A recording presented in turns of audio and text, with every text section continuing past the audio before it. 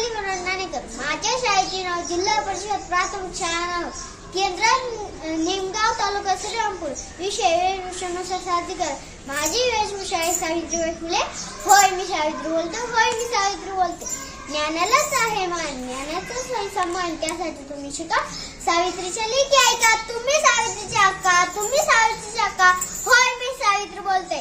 सावित्रीबाई ज्योतिबा फुले. आज मला तुमच्याशी थोडं बोलायचं आहे. ज्या शहरातील समाजात स्थान मिळावे ती शिक्षणाने भरून जावी, स्वतःच्या पायावर उभी राहावी, म्हणून मी त्या काळातल्या बुचडलेल्या समाजाविरुद्ध बंड पुकारले. दगड दोंडे यांचा मार सहन केला.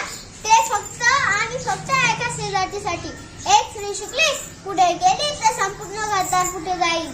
बुचडलेल्या विचारातून तिची सुटका होईल. अनिष्ट रूढी प्रथा परंपरा या स्त्रीवर लादल्या गेल्या व त्याचा अंत होईल, यासाठी मी स्त्री शिक्षणाचा ज्ञानाचा पाया उभारला. कारण ज्या स्त्रीला शिक्षण मिळावे तिची प्रगती व्हावी, तिला समाजात स्थान मिळावे, म्हणून मी प्रयत्न केले. ती स्त्री मात्र स्वतः स्त्रीच्या मुळावर उठलेली आहे. कारण तिचा आवाज उठू नये म्हणून तिचे अस्तित्वच मोडून टाकायची मोहीम हाती घेतलेली जात आहे.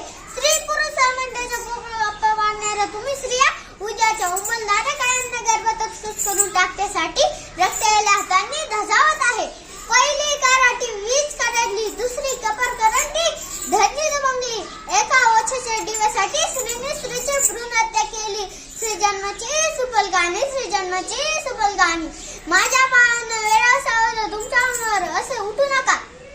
तुमच्या आसपास शेजारी स्त्रीवर होत असलेले अत्याचार तुम्ही सहन करू नका. त्याविरुद्ध बंडा पुकारा आणि स्त्रीच्या जन्माचा, तिच्या उन्नतीचा मार्ग सुकर करा. तुम्ही शिकून सवरून मोठे झाला, पुरुषांच्या बरोबरीने सर्व कामे करू लागला. मग स्त्रीच्याच मुळावर उठल्यावर तुमच्या प्रतीमध्ये जिवंत असलेली सावित्री तिला बाहेर आणा. माझे ज्योतिबा म्हणतात, एक स्त्री शिकली तर ती संपूर्ण कुटुंब शहाणं करते. म्हणून स्त्रियांनी शिकलं पाहिजे. आपल्या कुटुंबाला सुसंस्कृत केलं पाहिजे. समाजाला पुढे नेलं पाहिजे. माझ्या स्त्रियांना आणि माझ्या माता भगिनींना समाजाला व देशाला स्त्री शक्तीची गरज आहे. जर मुली फुलपाखरं आहे तर त्यांचे पंख छाटू नका. त्यांना फुलू द्या, बागडू द्या, आकाशात उंच झेप येऊ द्या.